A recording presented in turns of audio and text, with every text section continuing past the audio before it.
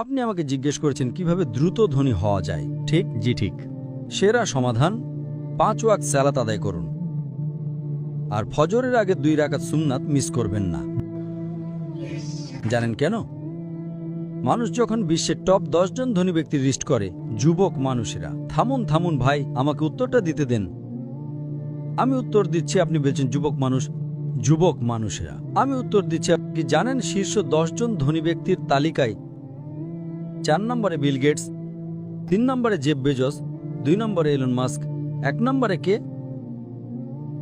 একজন মুসলিম যে ফজরের সালাত এবং সুন্নাত আদায় করে, সে এদের চেয়েও ধনী।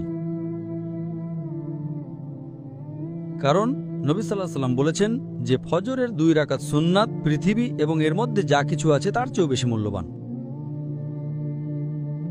মানুষ এসে বলে, আমি 4 ওয়াক্ত পড়ি, ফজর সালাত মিস করি।